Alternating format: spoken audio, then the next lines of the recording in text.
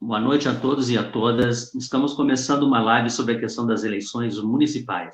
E hoje nós estamos no município de Sapucaia do Sul, onde nós temos a honra da presença do candidato a vereador, agora oficial agora, né, devidamente registrado e carimbado, o candidato oficial Paulinho dos Santos, pelo Partido dos Trabalhadores.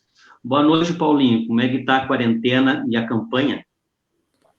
Olha, boa noite, professor Antônio, boa noite a todas as pessoas que estão assistindo com a gente, né? A campanha e a quarentena, ao mesmo tempo, elas nos colocam numa situação um pouco de resguardo, né? A gente, agora, como tu disseste, né, nós somos já candidatos homologados pelo Partido dos Trabalhadores, para estar conversando com a nossa população e construindo nosso projeto coletivo com a sociedade, mas nós estamos construindo isso também de uma forma que cuide da nossa saúde e da saúde da nossa população. É nós que somos um dos países hoje com o maior número de casos com Covid-19, por conta, sobretudo, do desgoverno Bolsonaro, nós precisamos fazer o debate político, mas com responsabilidade. A gente não pode fugir da responsabilidade de fato, pensar a vida das pessoas e cuidar da vida e da saúde de cada um e de cada uma. Acho que esse é o fundamental nesse momento. Então, a nossa campanha hoje ela é muito mais digital, ela é muito mais na internet, né? Mas a gente não pode esquecer também que a pandemia escancarou as desigualdades sociais que existem nas nossas cidades, né? E como Sapucaia não é uma cidade, não é uma ilha, é uma cidade, né? Não é uma cidade diferente das demais. Nós também temos as nossas desigualdades que estão sendo aprofundadas nesse momento. E é por isso que a gente não pode esquecer que estar na rua também é fundamental nesse momento, embora cuidando, né, de todas as formas. Um abraço e uma boa noite para a Sônia, né, nossa grande companheira aqui de Sapucaia, que está na luta junto com a gente, construindo esse projeto que é coletivo para todos e para todas aqui na cidade. Paulinho, uma questão importante para quem é da política e acaba tendo uma referência, né? Ou melhor, na militância política, né?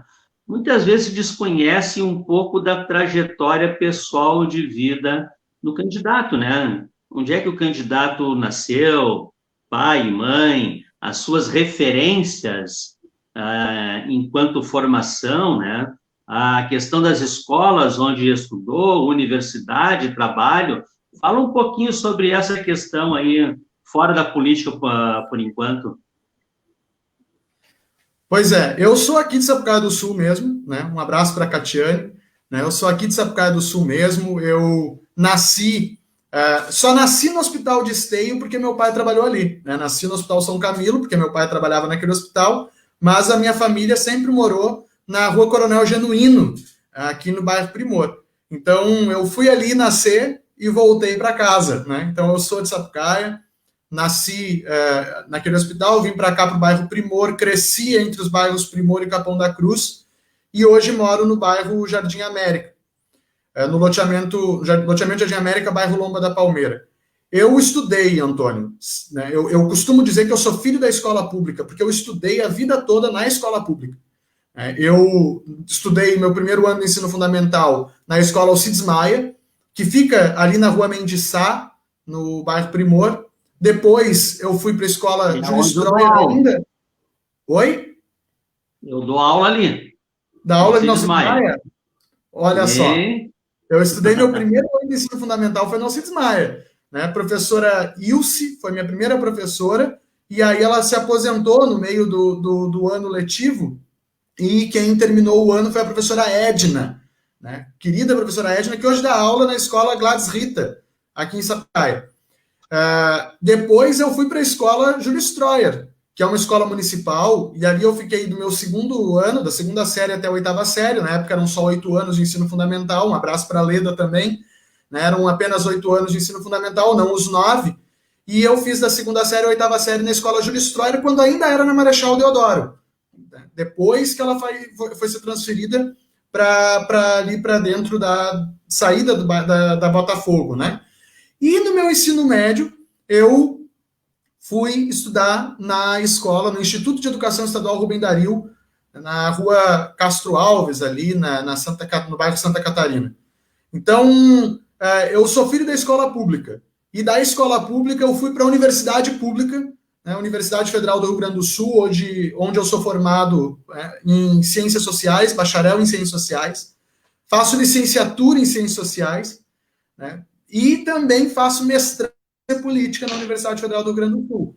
Ou seja, uma vida bastante ativa, né, nos estudos nesse período. E hoje, Antônio, nós estávamos na URGS em defesa da liberdade da democracia. A URGS, ela sofreu intervenção federal. Nós, a comunidade acadêmica, elegeu o professor Rui Oppermann para ser o reitor nos próximos 4 anos da universidade.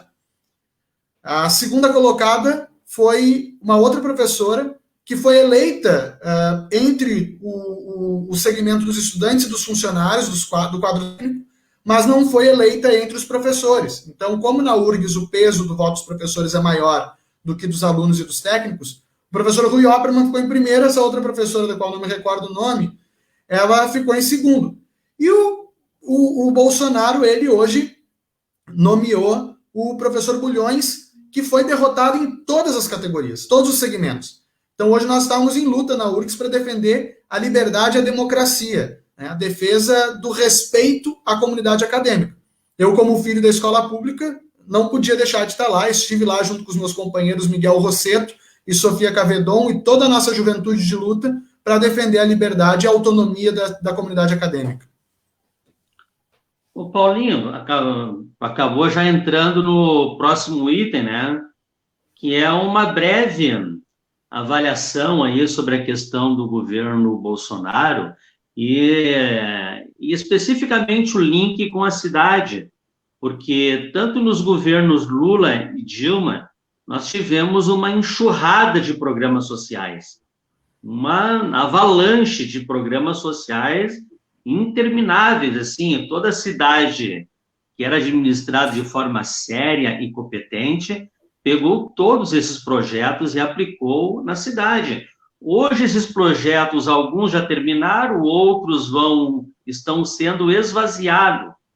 Qual é a expectativa numa futura gestão aí? O ano que vem ainda, infelizmente, nós vamos estar no governo Bolsonaro, né? Como é que tu pretende encarar essa parada aí? Pois é, a vida não vai ser fácil, né, para os municípios no próximo ano. Pelo contrário, vai ser muito dura, porque nós estamos num período de queda nas capacidades econômicas. A economia do Brasil está em queda, né? A vida do povo, o custo de vida está ficando cada vez mais alto. Nosso povo está empobrecendo. As políticas sociais já não existem mais. O Guedes, ministro da Economia, só pensa em vender, né? Vender as instituições públicas, vender as empresas públicas, só pensa em vender. Agora quer vender os Correios, está no mapa da venda dos Correios. Então, o governo brasileiro é um governo que não se preocupa em fortalecer o Estado Nacional. E aí, Antônio, eu lembro da primeira conversa que nós tivemos aqui, que foi quando nós falamos sobre o fascismo, né? Que nós dizíamos que é muito estranho esse povo que está no governo, se diz nacionalista, mas tudo que eles não são é nacionalistas. Né? Tudo que eles não são é defensores de um desenvolvimento nacional. E isso vai pegar em cheio os nossos municípios, já está pegando em cheio e vai pegar ainda mais. Então, eu penso que ser governo e ser vereador numa próxima legislatura, num próximo período, é algo que, sobretudo, é algo necessário para a resistência. Nós precisamos resistir a todos esses ataques que estão acontecendo na nossa política e no nosso povo, né? Corte de direitos. Nós precisamos resistir a isso. Né? Nós temos um governo patrocinado pelas elites brasileiras que defendem, por exemplo, o fim da estabilidade para serviço público, e a gente sabe que o servidor público, quando não é um servidor com estabilidade, ele acaba defendendo os interesses do partido do governo e não os interesses, de fato, da sociedade. Então, nós precisamos resistir a isso. Nós precisamos defender que é preciso alargar os direitos nos municípios e não reduzi-los. E aí, Antônio, nós precisamos pensar aquilo que lá no ano 2000, com o Fórum Social Mundial, nós começamos a pensar e começamos a construir em nível internacional, que é o sonho de um novo mundo possível. Nós precisamos sonhar um novo mundo. E quando a gente fala que a pandemia vai nos dar a oportunidade de construir um mundo mais solidário e justo, não é que a pandemia ela é uma ruptura por si só. Não, mas é porque a gente precisa compreender que aquele modelo econômico que nos colocava todos contra todos nos levou a construir uma situação que já não havia mais possibilidade de nós continuarmos. Então, nós precisamos sonhar um novo mundo possível e os municípios, Antônio, serão base de resistência para a construção desse novo mundo. Eu tenho plena convicção disso, que é nos municípios que nós vamos fazer a resistência ao governo Bolsonaro e a elite econômica e esses fascistas que estão no poder e que querem destruir, acabar com o povo brasileiro. Ô Paulinho, agora vamos entrar aqui na questão da proposta aqui, que é o que tu pretendes defender. Pois bem, o teu primeiro item aqui é a questão de uma cidade democrática, né? Pois bem, no Brasil, a de esquerda, ela é bem diferente das esquerdas europeias e latino-americanas. Aqui nós fizemos uma opção pela democracia. Nós entendemos que a transformação social da sociedade, ela vai se dar pela democracia. E não existe outra ferramenta, ao menos para nós, eu acho, aqui no Brasil, mas, enfim, é a nossa única estratégia. E aqui tu estás colocando, dentro de um mandato de vereadores, vários itens aqui que são pertinentes, que é o mandato participativo, criação do conselho político, o gabinete na rua ouvindo as pessoas, as plenárias temáticas e regionais. Dá uma comentada sobre como é que tu pretende dinamizar esse quesito aqui da democracia. Bom, Antônio, como tu bem colocou, a democracia para nós não é o fim, mas o meio de nós conseguirmos alcançar uma sociedade mais justa, mais igualitária, mais fraterna. Então, nós acreditamos realmente que nós precisamos construir um mandato que seja radicalmente democrático para nós construirmos uma cidade que seja assim. Nós estamos fazendo já, Antônio, a experiência, nesse momento de pré-campanha, de pré-candidatura, nós começamos a fazer a experiência de radicalizar a democracia entre nós. Ou seja, nós temos um coletivo, nós construímos um coletivo que constrói as nossas ações e as nossas políticas de forma conjunta. Ou seja, não sai nada da cabeça do Paulinho, nada da cabeça de uma outra pessoa. Não, tudo nós construímos de forma coletiva e fazemos as coisas acontecerem. Isso nos leva a perceber que assim a gente vai construindo consciência política entre nós, a gente vai fortalecendo as condições políticas para que nós possamos, de fato, levar adiante o nosso projeto e fazer com que as coisas aconteçam da melhor forma possível. Porque quando uma pessoa só faz, uma mente iluminada só faz, é muito mais fácil dessa mente errar do que quando a gente faz de forma coletiva. Então, um compromisso que a gente tem é, de fato, colocar o mandato na rua. É muito comum, e aí tem um livro do Frei Beto que fala, né, que tem o título A Mosca Azul. É muito comum quando a classe política chega até as posições de poder, se encastelarem nessas posições de poder. É muito comum um prefeito, um vereador estarem na rua até serem eleitos e depois de eleitos se trancarem nos seus gabinetes.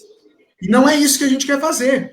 A gente quer, de fato, que o mandato esteja à disposição das pessoas na rua, para que as pessoas possam reconhecer o mandato não como uma ponta de lança na luta, mas como uma ferramenta de auto-organização da nossa comunidade. Nós fizemos essa semana um vídeo que fala sobre onde eu nasci, onde eu morei, e eu encerro o vídeo dizendo que nós acreditamos na força da nossa gente, nós precisamos valorizar os nossos bairros.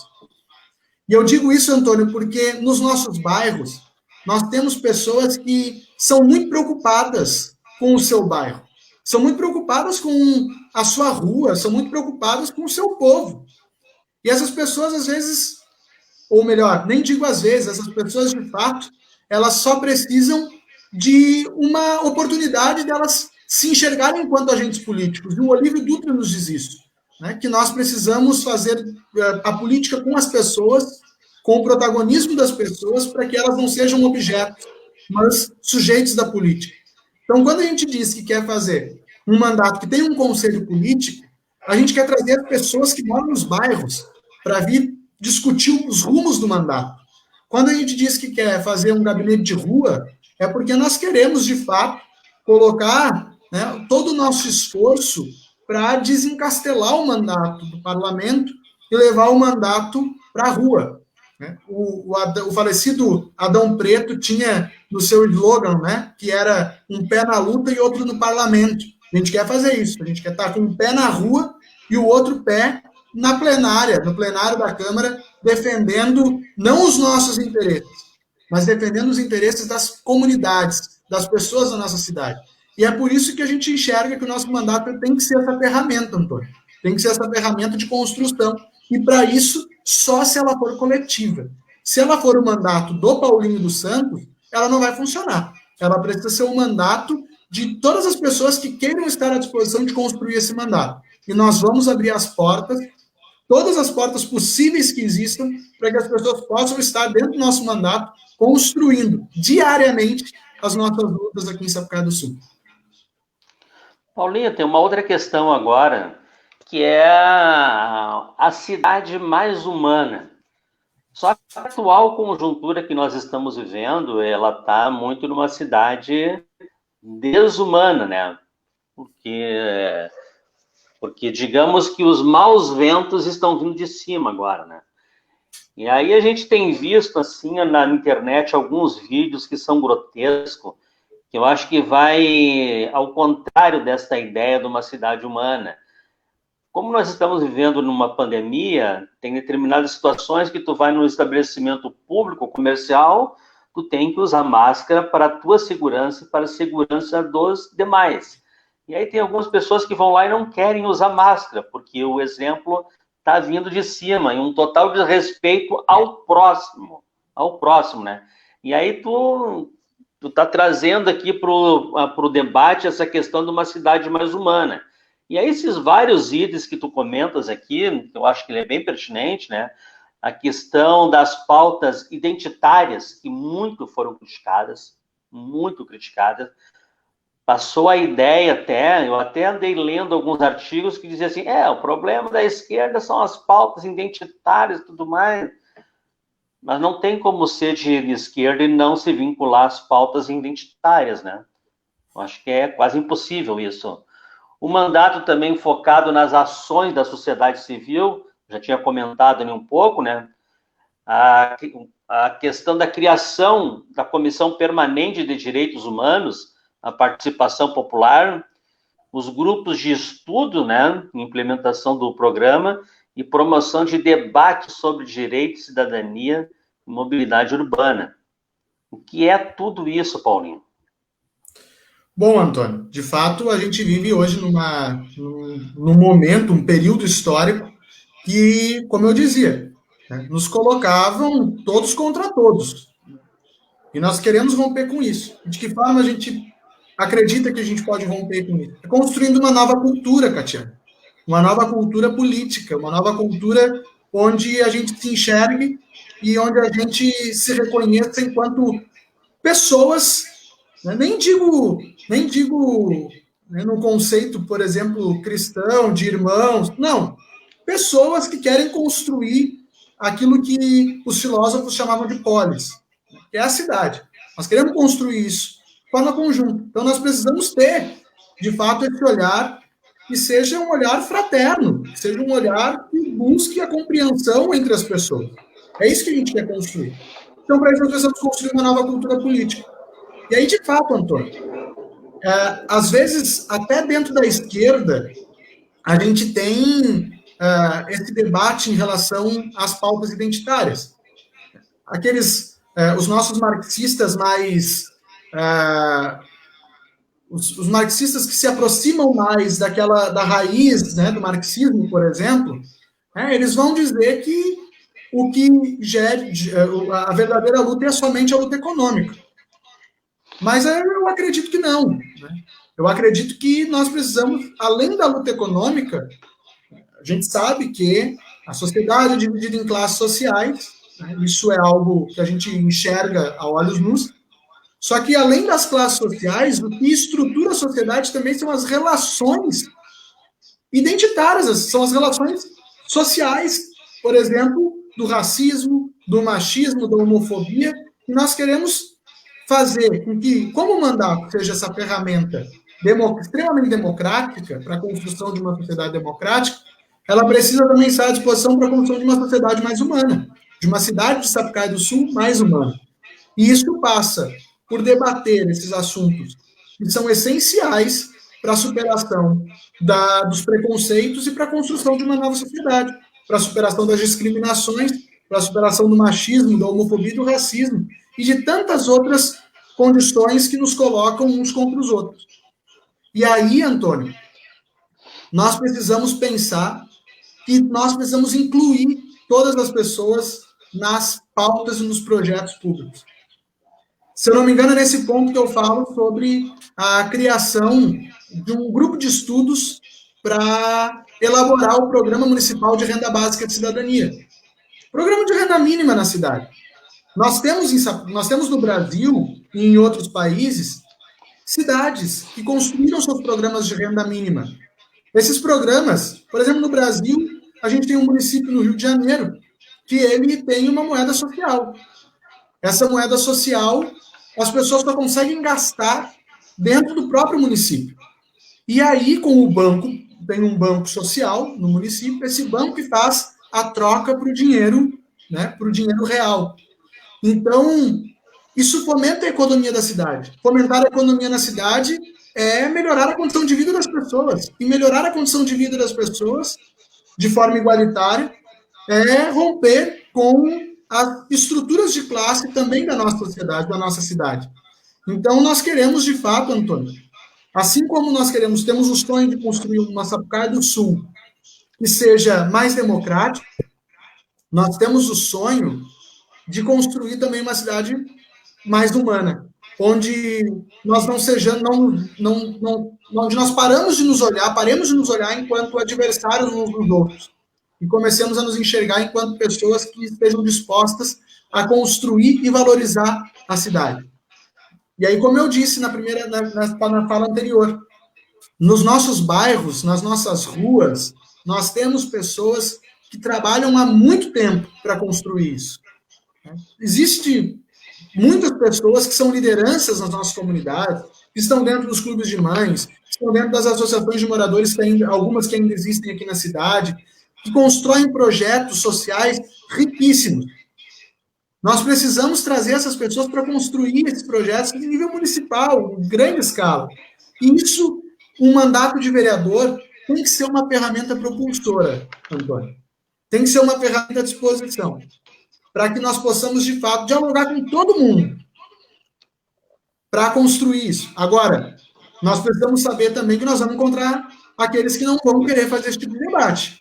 Nós temos aqui em Sapucaia, né, uma elite política que é formada por algumas pessoas que defendem radicalmente o projeto político do Bolsonaro, que a gente sabe que é um projeto político de exclusão, a gente sabe que é um projeto político de ataque àqueles que eles chamam, né, que a sociedade chama de minorias, mas que não são minorias, né?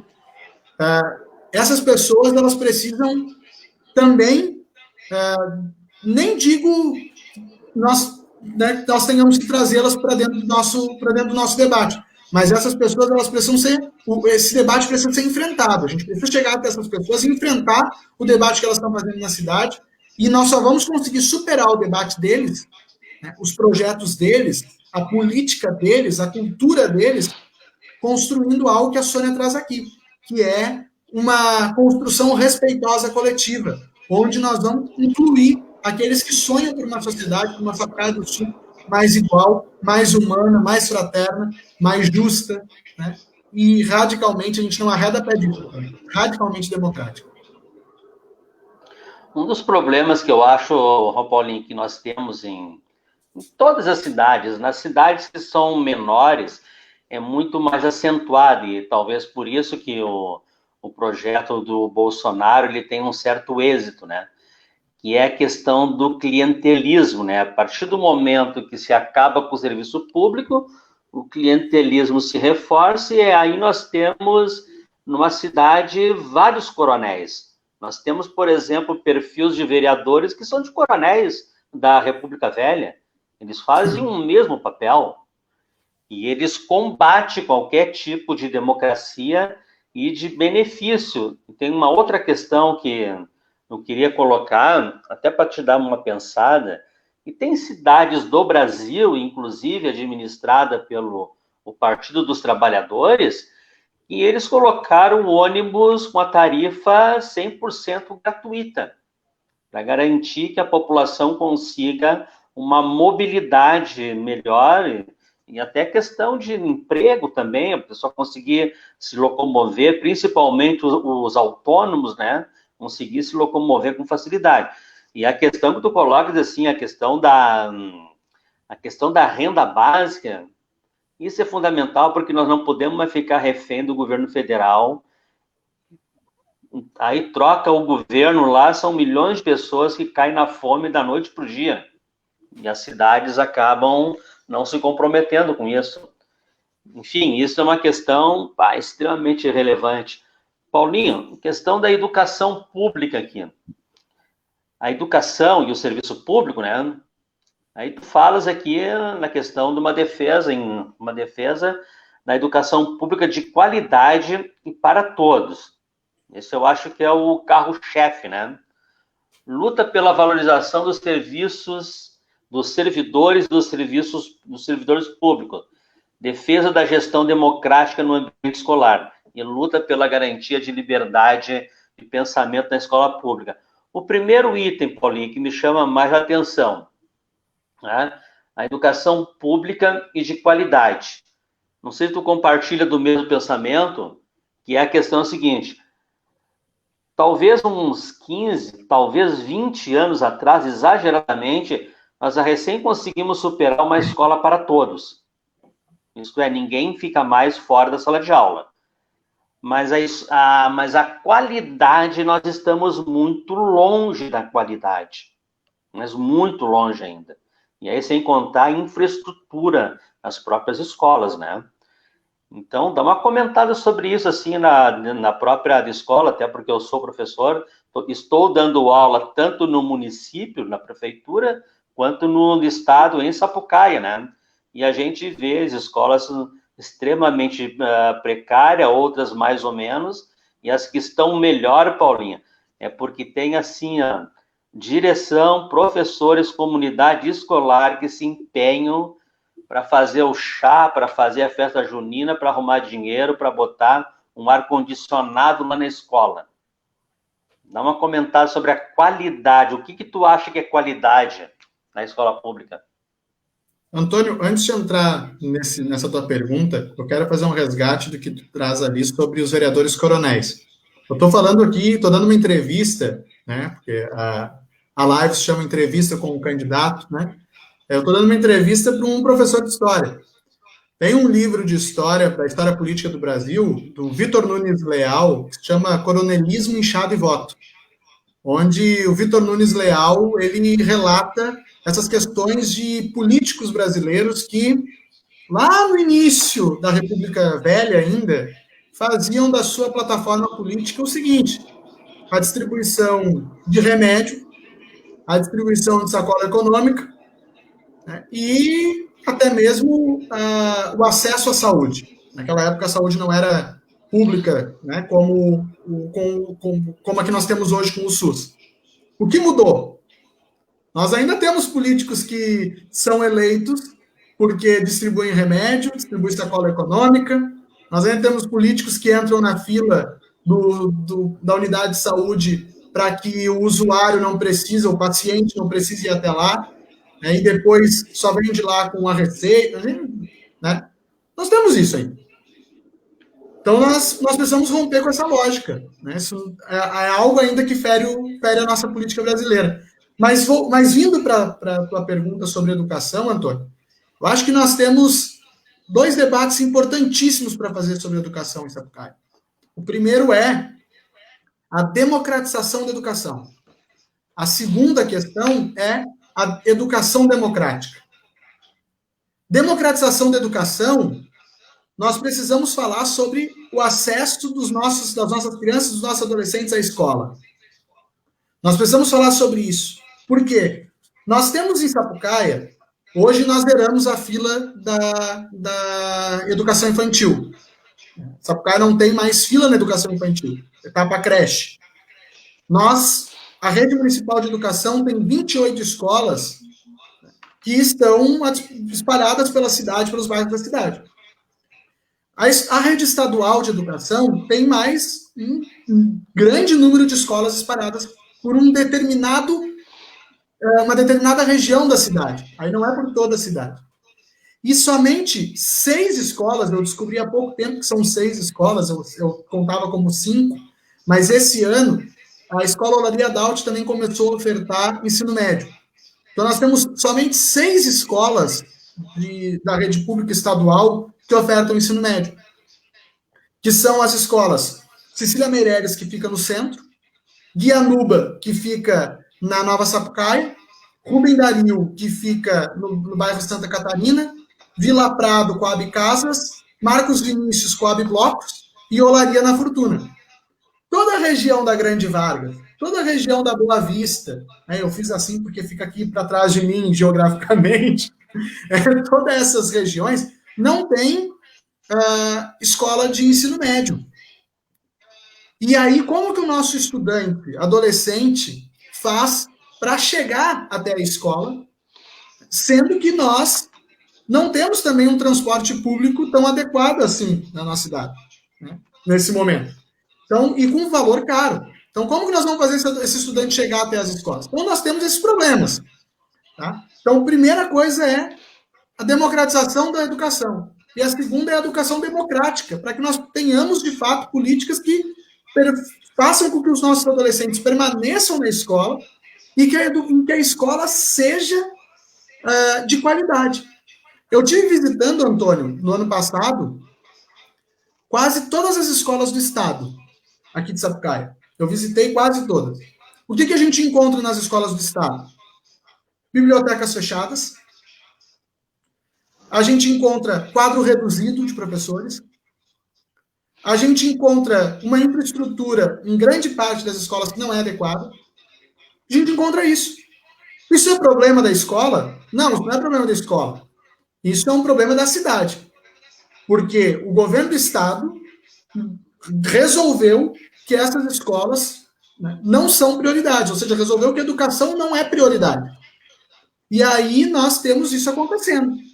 Né? Nós precisamos, um vereador não é um legislador para a rede estadual de educação, mas o vereador é uma ferramenta para estar na porta do governador também e cobrar que o governo do estado se preocupe com as nossas escolas da nossa cidade. O vereador também tem que estar na Assembleia Legislativa discutindo com a Comissão de Educação, e hoje a presidenta da Comissão de Educação é a deputada Sofia Cavedon, que é uma incansável na luta. O vereador precisa estar lá dentro da Comissão de Educação debatendo com os deputados estaduais soluções para a nossa escola pública no nosso município. Antônio, a escola Olaria Daut, que fica na descida da rua que a gente chama de Cordão, né, Avenida Israelite, fica na descida em direção ao bairro Carioca. No início do ano, antes da pandemia, os alunos estavam sendo liberados na hora do intervalo, porque a escola não tinha água. A escola não tinha água, Antônio. Como é que nós vamos dar aula para adolescentes, para crianças, se a gente não tem água? Como essa criança vai no banheiro? Como essa criança toma, né, se hidrata? Se eu não me engano, na oportunidade, também estava com dificuldade em relação à energia elétrica. Como nós vamos dar aula nesse tipo de situação? Não tem como. Tá? Então, a escola Maria Emília de Paula. A escola Maria Emília de Paula, eu estive visitando ali, fica atrás do hospital, é uma escola que o diretor fazia empréstimo pessoal para poder fazer os concertos da escola. E o governador tem o interesse de fechar, ele nem permite abertura de matrículas mais na escola. Então, percebe que os governos estaduais eles estão atacando a escola pública estadual e nós precisamos resistir. E uma forma de resistência é o mandato de um vereador que saiba dessas coisas na cidade. Se tu perguntar para os nossos parlamentares hoje, para os 11 vereadores aqui da cidade, pergunta quais desses vereadores entraram nas escolas do Estado no último período? Quais desses vereadores visitaram as escolas municipais nesse período? Nós temos, Antônio, além disso, o IFSU, que é uma referência para a educação no nosso município, o Instituto Federal de Educação, que já foi o NED, depois Cefet, agora é IFSU, um campus da Universidade, do Instituto Federal de Pelotas. Esse instituto, Antônio, ele é essencial, essa instituição ela é essencial para o desenvolvimento da nossa cidade. Desenvolvimento humano e desenvolvimento econômico também, porque ali nós temos faculdade, ali nós temos cursos técnicos, ali nós temos ensino médio. Então, o debate sobre o acesso àquela instituição também passa pelo mandato do vereador, porque quantos são os nossos estudantes do IPSU que são moradores, por exemplo, do bairro Colina Verde? Ou do bairro Novo Horizonte, que fica no outro extremo da cidade? Quantos são? A gente precisa saber, e a gente precisa abrir isso para que os nossos estudantes, os nossos jovens que moram nessas regiões também possam não só sonhar com o acesso ao Instituto Federal de Educação, mas possam estar lá dentro e permanecer lá dentro. Isso é fundamental, porque o Instituto Federal aqui de Sapucaí ele é uma referência em educação. E nós precisamos fazer com que essa referência então alcance os nossos jovens. E eu acredito, Antônio, que a valorização, a qualidade da educação passa, então, pela valorização dos nossos profissionais, os docentes e os não docentes, aqueles que Paulo Freire chamavam de educadores, todos são educadores, desde a pessoa que abre o portão até o professor dentro da sala de aula. Então, a valorização dos profissionais docentes e não docentes, e também a constante fazer com que os profissionais tenham um constante processo de aprendizagem. Isso é essencial. E, Antônio, eu não posso encerrar a fala de educação sem dizer que a gestão democrática nas escolas públicas municipais é essencial. Nós demos um passo e depois nós voltamos atrás. Nós precisamos fortalecer a gestão democrática, que é mais, é além de eleição de diretores. A eleição de diretores é uma das pontas da gestão democrática, mas nós precisamos de grêmios estudantis, nós precisamos do fortalecimento dos conselhos escolares, das APMs, das associações de pais e mestres. Nós precisamos fortalecer esse espaço e construir, junto com a comunidade escolar, os nossos projetos políticos pedagógicos, construir junto com a comunidade escolar a nossa forma de educação para cada escola. E o mandato de vereador precisa estar atento a isso e construindo isso junto com a nossa comunidade. Porque assim, Paulinho, como eu estou bem na ativa, né, em sala de aula, a gente vê que a qualidade, assim, nós estamos muito longe. O que nós temos são ações individuais de professores. Ações individuais para se esforçar na qualidade. É isso que a gente tem. Tá? Porque falta do poder público um olhar assim, um olhar atento a isso, mas atento mesmo que ele é de fato. Vou te dar um dado assim, uma observação que é importante. Um dos grandes problemas que nós temos é a repetência, apesar que quando teve, há pouco tempo atrás, aquela febre do IDEB, que tinha que melhorar os índices, e aí vão passar e vão passando os alunos, vão passando. E a gente observa que tem um percentual de alunos que realmente tem dificuldade na aprendizagem, porque todos aprendem diferente. E a escola não tem professor, não tem estrutura para oferecer um turno inverso para esses alunos. Não tem. Não tem espaço, não tem logística, não tem nada. Nada. E aí a gente vê que falta uma ação concreta do governo para resolver isso.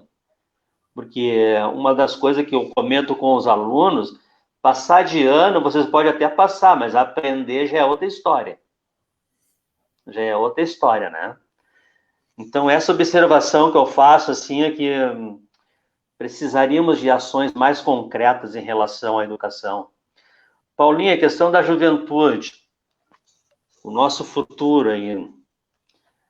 Apoiar os movimentos de organizações de juventude na cidade. Só a questão de reativar os grêmios já seria fundamental, né? Incentivar a promoção de atividades em espaços públicos para que a juventude se reúna e se organize. Um exemplo seria as nossas praças, né? Ocupar as nossas praças de fato, né? Promover os debates sobre o movimento estudantil, auxiliar a criação dos grêmios, né? Citei ali em cima. Promoção de amplo debate na cidade para a elaboração do Plano Municipal de Juventude e Cultura. Acho que eu não me passei. Cultura está separado aqui, né? Está separado. Está separado, então me passei aqui.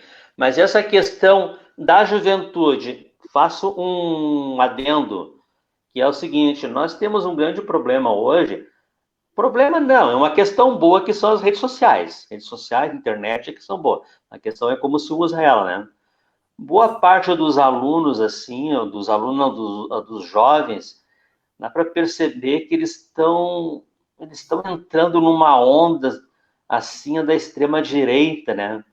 Uma onda raivosa. Isso é uma coisa que assusta. Dá uma comentada sobre isso e todos os teus planos aqui, né? Pois é. De fato, esse avanço da extrema-direita, ele é assustador, né? Porque nós vemos isso acontecendo na nossa juventude. E entre dois extremos, né? A gente vê a nossa juventude pegando isso e também as pessoas que passaram, algumas pessoas que passaram pelo período do regime civil-militar. Isso é muito complicado. A gente vê acontecer esse retorno, esse resgate de bandeiras extremistas como a própria tortura. Então, nós precisamos, quando a gente fala lá atrás, Antônio, de cidade mais humana, é porque a gente pensa que existe dois eixos, né, que se coadunam, se cruzam e constroem uma política geral, que é a cidade democrática e a cidade mais humana. E é por isso que todas as nossas intenções, aquilo que a gente chama de compromissos com Sapucaia do Sul, eles se interligam com essa questão de fazer Sapucaia do Sul uma cidade mais democrática e mais humana. Para que a gente possa vencer e superar esses problemas, esses nós que estão colocados.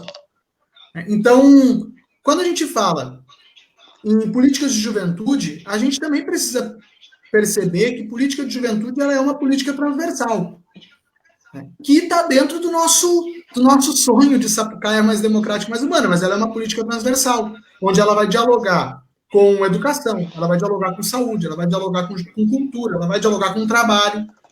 Eu fiz uma live, Antônio, algum tempo atrás, com o nosso companheiro, aí de Canoas, o companheiro Índio, onde nós falamos sobre o precariado, ou seja, a precarização do trabalho. Essa nova classe de trabalhadores que não estão colocados sob a regra da CLT e que estão cada vez mais desamparados na sua legislação.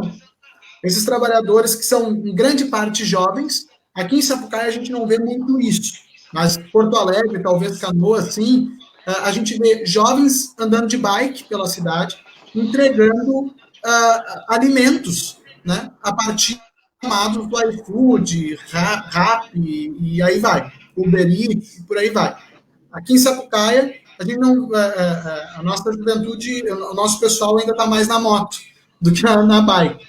Mas, em grande parte, são jovens que são universitários, que precisam complementar a renda, que estão desempregados, que têm família e que precisam encontrar saídas. E aí estão colocados numa situação onde tem que trabalhar 12, 14, 16 horas por dia para conseguir ter o seu sustento. E aí eu me lembro de um período histórico, Antônio, novamente falando aqui com o professor de História, eu me lembro de um período histórico em que os trabalhadores trabalhavam 16, 18 horas para conseguir o seu alimento e não tinha nenhuma proteção de trabalho, não tinha sindicato, né? E tudo isso foi se organizando, nós fomos organizando a sociedade, organizando a classe trabalhadora e conseguindo construir os nossos direitos, na base de muita luta. Então, fazer uma política para a juventude que busque construir uma cidade mais humana é fazer uma política que descentralize as nossas ações no sentido de construir, de fato, aquela cultura política onde a nossa juventude possa se sentir protagonista.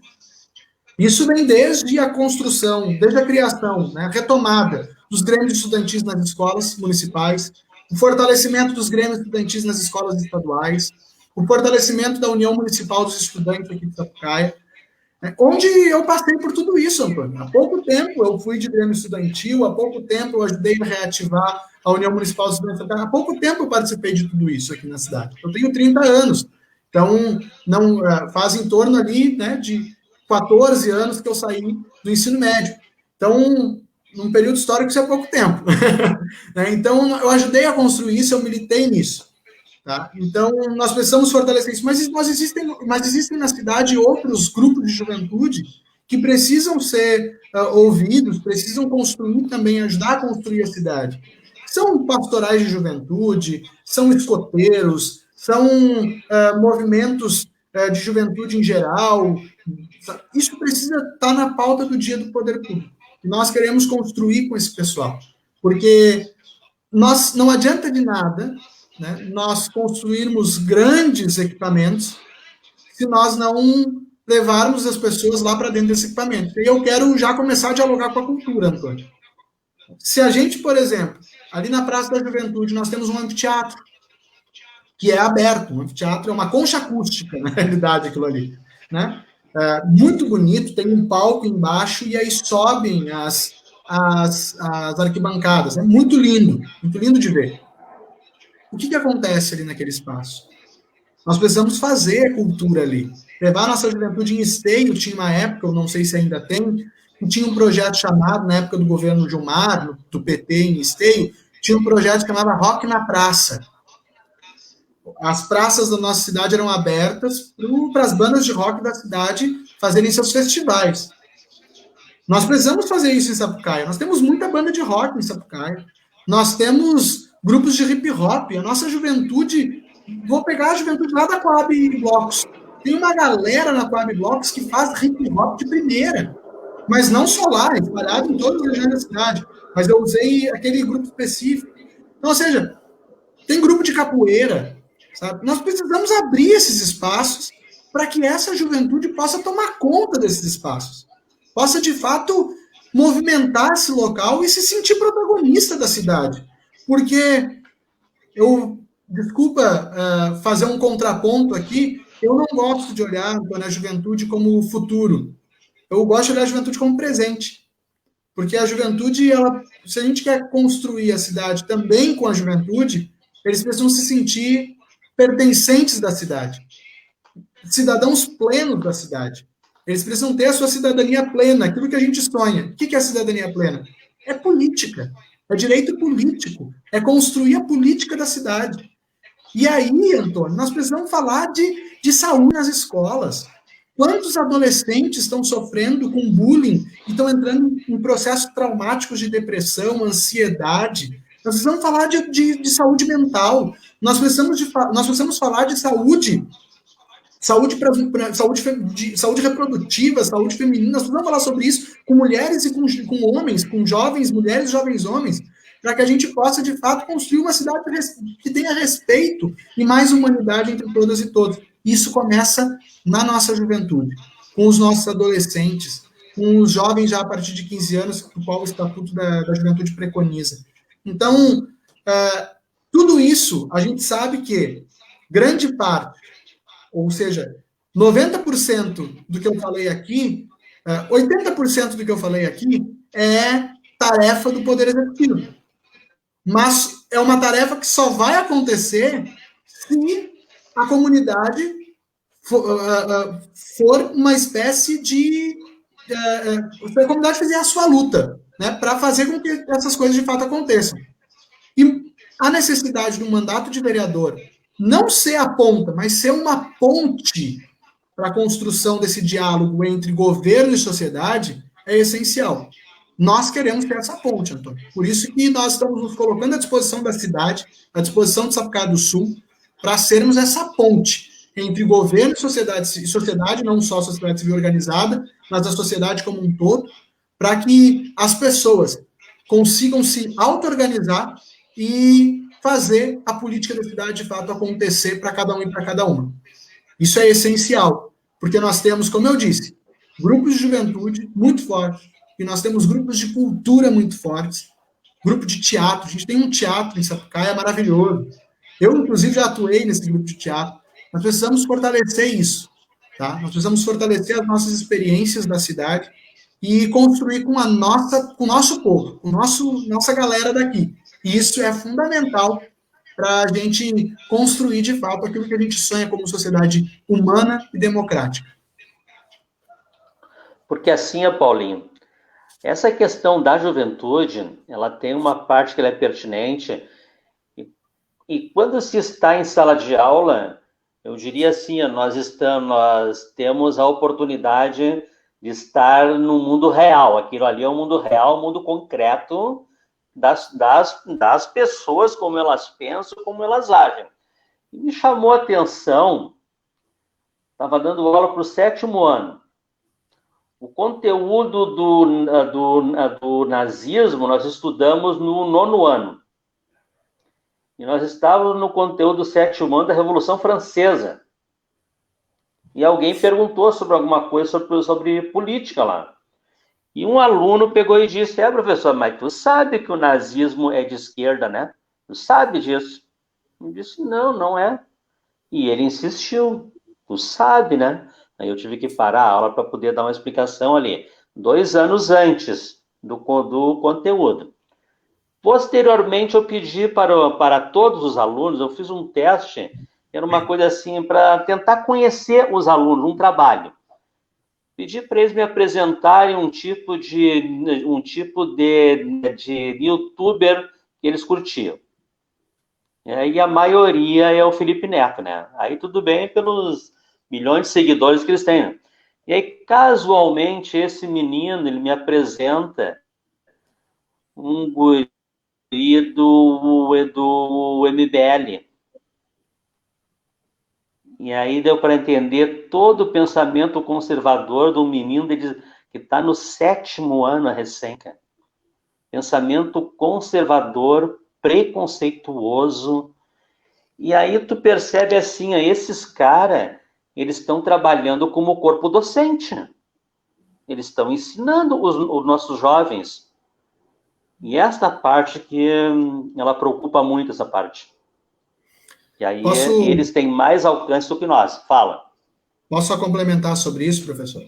Assim, a gente, com o advento da internet, das redes sociais, agora mais na metade, né, de 2000 vamos pegar de 2013 para cá, a gente começou a ver muitos cursos fechados, né? Nem o Olavo de Carvalho, por exemplo, né? A pessoa paga um tanto para o Olavo de Carvalho e tem um curso fechado que ninguém sabe o que se passa naquele curso. Ninguém sabe, ninguém tem acesso. É um curso fechado, onde só quem pagou tem acesso àquele material, àqueles vídeos. Mas nós também temos os youtubers, né? E aí tem Nando Moura, né, da extrema-direita, tem o Mamãe Falei, tem muita gente da extrema-direita, né? Mas também tem aqueles mais moderados, daí pega Felipe Castanhari, Felipe Neto, né? E aí vai trazendo para cá. Lá no início da nossa conversa, eu fui perguntado sobre a pandemia e a eleição, pandemia e campanha, como é que estava? E eu disse que a gente está aprendendo a fazer campanha com rede social, né, que é coisa que a gente não sabia. A extrema-direita, Antônio, ela aprendeu uma coisa mais rápido do que nós. As relações mudaram. Hoje as pessoas estão dentro da máquina. Nós ainda e eu não estou dizendo que não tem que fortalecer, que tem que enfraquecer isso, mas nós ainda vemos somente a porta da fábrica, a porta da escola, como um local de construção política. A gente não sabe fazer isso aqui, Antônio. A gente está aprendendo na marra a fazer live. A gente está aprendendo na marra a editar vídeo e fazer vídeo de 3, 4, 5 minutos para colocar na internet. A gente está aprendendo na marra, porque a gente não sabe fazer. Agora tu pega um vídeo desse pessoal de extrema-direita, são grandes produções. Cortes, edições, são grandes produções, Antônio. Então, eles aprenderam muito rápido que a rede social, a internet, o YouTube é uma forma de construção política a partir da construção individualista, a partir da construção de uma sociedade individualista. Eles aprenderam isso.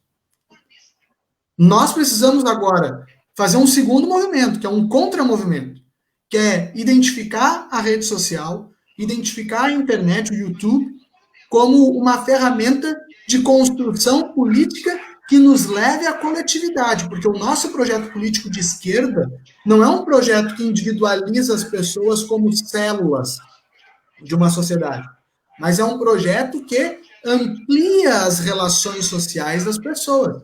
Ninguém é sozinho. Eu não sou sozinho. Se tudo acabar e ficar somente eu morro em uma semana. Então, a nossa tarefa agora é fazer um contramovimento.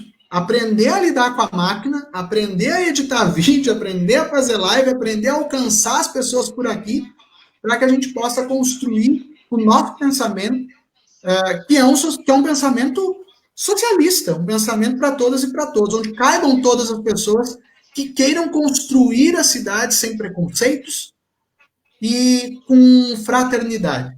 Acho que esse é o essencial nesse nosso diálogo sobre avanço da extrema-direita e redes sociais.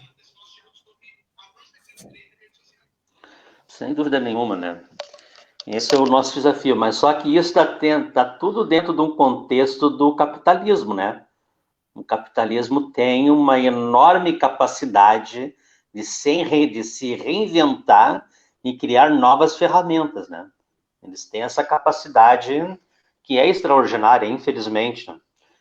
Pois bem, Paulinho, temos agora a questão da cultura, que tu já entrou um pouco no tema aí, na questão da cultura, né? A questão dos grupos culturais. Eu quero complementar aqui na questão da cultura, e tu dá uma comentário sobre isso, tá? Que é promover as ações também. Por exemplo, dentro de uma cidade, nós temos vários talentos que possivelmente estão todos escondidos e muitas vezes dentro de um próprio bairro as pessoas não vão saber da existência dele. Tem um vídeo na internet que está circulando há alguns anos, não sei quando é que foi feito. Eu já mostrei para os meus alunos na Semana Farroupilha. É um grupo de rap de Esteio chamado Rafuage. E eles fizeram uma crítica à Semana Farroupilha extraordinária. Extraordinária. E os caras são muito bons. São muito bons. Uma letra de música, eles transformaram o hino rio-grandense fazendo uma crítica e ressaltando os lanceiros negros, né? E, bom, dentro da cidade, Paulinho, tem muitos talentos aí que estão perdidos, mas precisa de, vamos usar o termo do futebol, precisa daquele cara que vai fazer o elo entre a defesa e o ataque, é o cara que vai articular tudo ali e vai fazer as coisas acontecer. E essa gurizada aí ser protagonista, que é o grande desafio, né? Ser protagonista. E aí, Paulinho? Antônio, assim como a gente tem a intenção de ajudar a construir de forma democrática, né, o Plano Municipal de Juventude, a gente precisa construir também o Plano Municipal de Cultura. Nós precisamos pensar a cultura na cidade a partir de todas as suas manifestações. É óbvio que a gente tem na cidade os tradicionalistas, mas a gente tem também a galera que faz o hip hop. A gente tem a galera do funk e tem a galera do rock. A gente tem a galera do teatro e a gente tem a galera das artes plásticas. Isso tudo precisa ser fomentado. Né? Isso tudo precisa ter projeto para trazer esse pessoal, de fato, para a cidade, para a gente reconhecer. Tem o pessoal da dança, nós temos grupos de dança em Sapucaia que são incríveis. Então nós precisamos, Antônio, fazer esse diálogo na cidade para construir um plano de cultura onde caibam todas as manifestações culturais. E isso passa por conhecer a cidade, conhecer o nosso povo, saber dessas expressões que estão acontecendo e abrir isso para cada um, abrir isso para todos. Sabe? Nós, Antônio, eu pelo menos tenho esse pensamento, esse sonho, que é de nós termos uma biblioteca móvel, colocarmos, né, nossa biblioteca central, ela tem um projeto de biblioteca móvel, onde ela fique uma semana em cada local na cidade, e na sexta-feira ou no sábado, daí vai depender de algo que a biblioteca precisa construir com a cidade, com aquela comunidade. Bom, eu cheguei com a Kombi, né, cheguei com o ônibus e estacionei na rua Sebastião Fault, na Fortuna. Estacionei lá. Ou estacionei na rua Silveira Martins, no Capão da Cruz. Ou estacionei na rua Brasília, no bairro Ipiranga. Ou estacionei na rua Benjamin Constant, na Boa Vista. Na Ilha da Silva Rufino, no Jardim América. Fui, né, por aí. Estacionei nesses locais. Uma vez por semana. Uma vez por semana, não. Uma semana inteira. E aí, na sexta ou no sábado, vai acontecer uma manifestação artística ali. Uma esquete teatral, um show de uma banda, uma apresentação de dança, para encerrar a semana da biblioteca naquela comunidade. Então, uma hora e que durante a semana tenham horas do conto, sabe? Tudo isso acontecendo ali para trazer o nosso povo para esse espaço, fomentar a cultura da leitura, né? Fazer com que o nosso povo comece, né, melhore a sua qualidade de leitura. Então, isso tudo passa por projetos que têm que estar escritos, Antônio, têm que estar descritos no Plano Municipal de Cultura. E eu acredito que isso dá para fazer, tá, a partir de um diálogo entre o mandato de vereador e o Poder Executivo. A gente consegue fazer e fortalecer a cultura nas nossas comunidades. Eu sonho com isso, Antônio, não é de hoje. E eu acho que a gente pode ampliar isso para a nossa cidade, ampliar as nossas manifestações culturais e fazer com que o nosso povo se reconheça na cultura sapucaiense. Sem dúvida nenhuma, Paulinho. Paulinho, já temos 1 hora de live. O papo, sim, quando é bom, o tempo voa, né, cara? Paulinho, nós temos um item agora, que ele é um item assim que tu pega no país inteiro e isso falta muito. E é a questão da fiscalização constante dos recursos públicos empenhados na cidade e efetivação das políticas públicas. É um dos grandes problemas que a gente tem, né? Que é o desvio de recursos públicos. Muitas vezes aquela licitação que foi feita e que foi direcionada para uma empresa só. E aí o produto que no mercado custaria R$1.000, a prefeitura vai pagar R$5.000. Paulinho, como é que um vereador consegue encarar essa bronca aqui, que essa bronca aqui é feia, porque tem grandes grupos econômicos por trás, né? Que vão estar lá tentando fazer valer os seus interesses. Como é que dá para trabalhar com isso, Paulo? Antônio, tu me faz essa pergunta justamente no momento em que está na tela a professora Yara Bernardo. E é muito importante fazer essa pergunta com a professora Yara Bernardo na tela. A professora Yara Bernardo, ela foi vereadora em Sapucaia por 2 mandatos, 2 importantes mandatos ali de 96, de 97 a 2000, foi eleita em 96 a primeira vez, depois de 2001 a 2004. E a professora Yara Bernardo hoje é uma das coordenadoras, nós temos 4 coordenadoras mulheres gerais da nossa pré-campanha, e depois mais as coordenações de núcleo. Então, a professora Yara Bernardo é uma dessas 4 coordenadoras gerais. E quando ela foi vereadora, Antônio, quando nem se falava em responsabilidade fiscal, a professora Yara Bernardo fez um prefeito de Sapucaia, o prefeito Valmir Martins, falecido Valmir Martins, devolver recurso do Fundef. Na época era Fundef, não era nem Fundef. E o apelido da Yara na cidade se tornou Fundef, porque ela conseguiu fazer um prefeito devolver recursos quando não se falava em responsabilidade fiscal. Então, ela é um símbolo da fiscalização. Ela é um símbolo de um mandato que fiscaliza. O mandato de parlamentar, ele tem 2 funções que são regradas na legislação, que é fazer leis e fiscalizar. Esse mandato de ferramenta política, isso é invenção política de um vereador. Isso não está escrito em lugar nenhum. Mas ele tem 2 funções que estão registradas na legislação, que é fazer leis e fiscalizar. Então, nós não podemos arredar a pé da fiscalização. A gente tem que saber o que se passa nos nossos contratos municipais. E isso precisa estar exposto para a população. Nós falávamos até pouco tempo, Antônio, sobre legislações de transparência.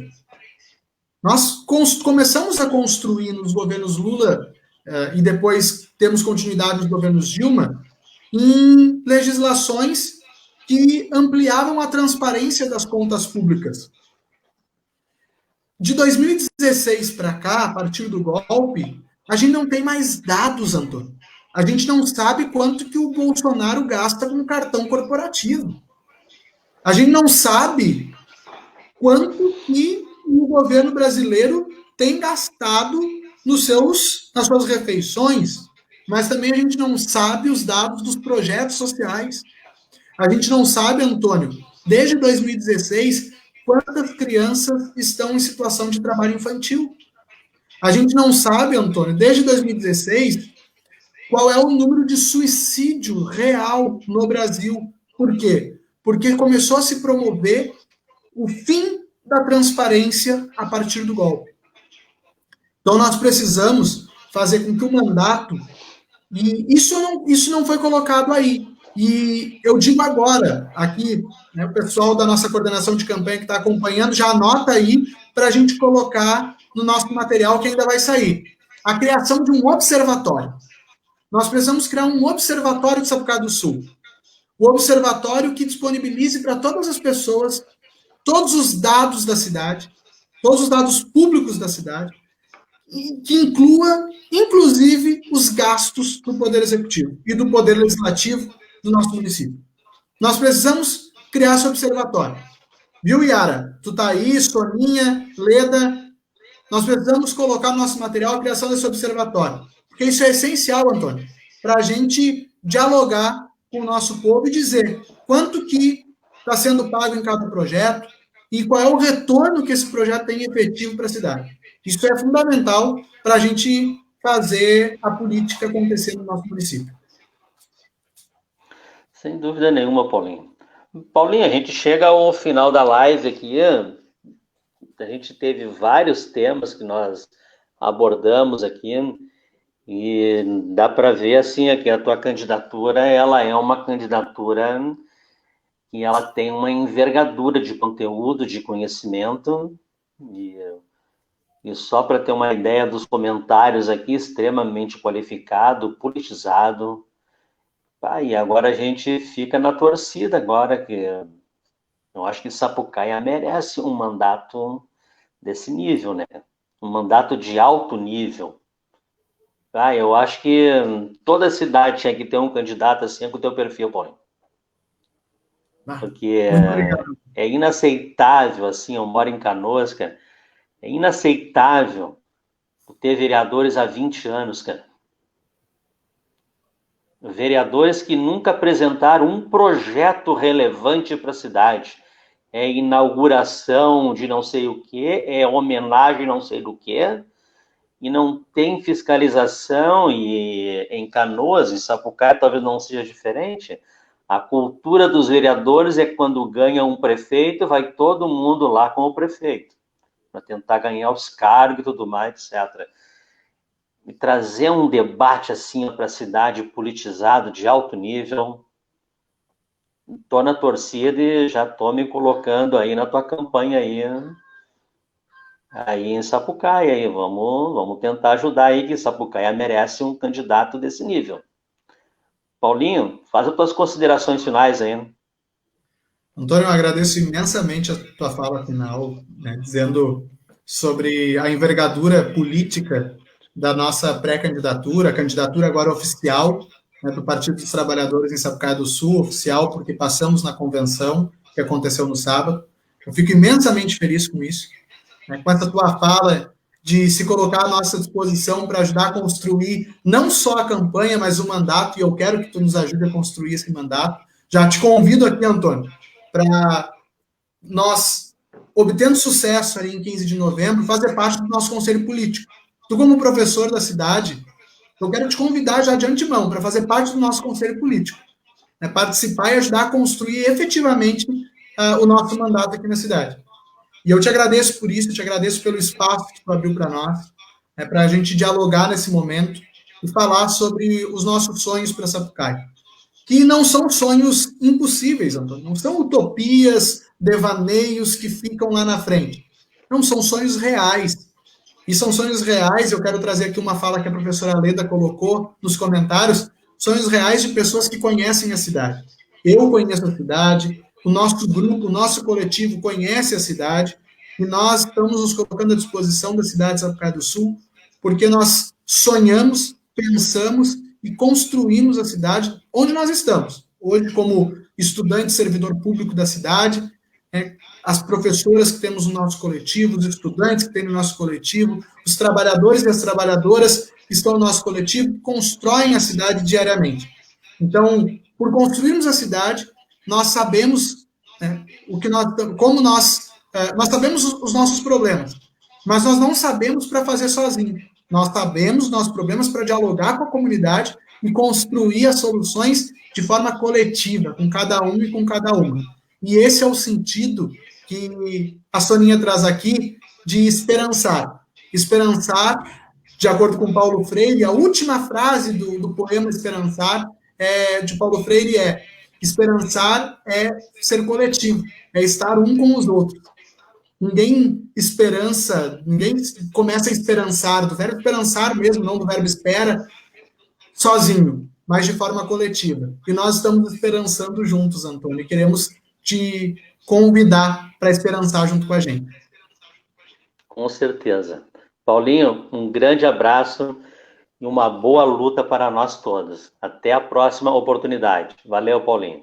Um abraço, Antônio.